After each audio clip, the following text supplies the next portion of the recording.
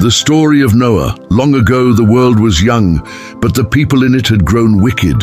Violence filled the earth, and hearts were filled with evil. The Creator, who had shaped the heavens and the earth, looked down with sorrow. The world he had made was no longer good.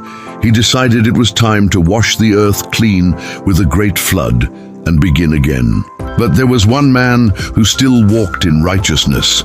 His name was Noah. Noah was a man of integrity. While others laughed at the idea of obeying the unseen God, Noah listened carefully. He worshipped the Creator, honored truth, and raised his children, Shem, Ham, and Japheth, to know right from wrong.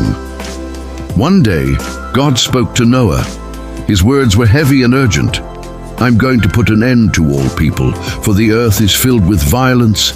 But you, Noah, have found favor in my eyes. Build an ark, a great boat made of gopher wood. Seal it with pitch inside and out. Make it 300 cubits long, 50 wide, and 30 high. Prepare for a flood that will destroy every living thing on earth." And so Noah obeyed. With the help of his family, Noah began building the ark. The people mocked him. "What flood? Where is the rain? Look at the crazy old man building a boat in the middle of dry land." But Noah kept building. When the ark was finished, God sent a sign.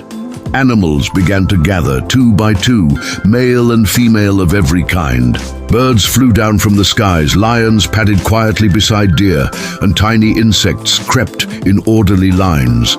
Noah guided them into the ark. Then Noah, his wife, his sons, and their wives entered the ark. As the last animals filed in, the sky darkened. A hush fell over the land, and God shut the door.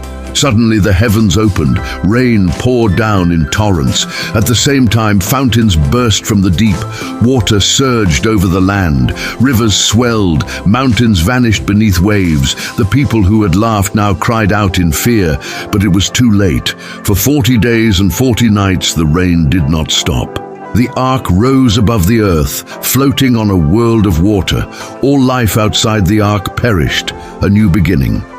Eventually the rain stopped. The floodwaters began to recede. After 150 days, the ark came to rest on the mountains of Ararat. Noah waited. He released a raven. It flew back and forth. Then he sent a dove. The dove returned, finding no place to rest. A week later, he sent it again. This time, the dove came back with a fresh olive leaf in its beak. Hope returned to Noah's heart. Finally, the land dried. God spoke again. "Come out of the ark, you and your family, and all the animals. Multiply and fill the earth again." Noah stepped onto dry ground. The sun shone above him. The world was fresh and new. Noah built an altar and offered a sacrifice of thanksgiving. God was pleased and made a covenant with Noah. "Never again will I destroy all life with a flood. As a sign of this promise, I place my bow in the sky." And so the rainbow became a symbol of God's promise, stretching across the heavens. Noah lived 350 years after the flood. His sons spread out, giving rise to nations.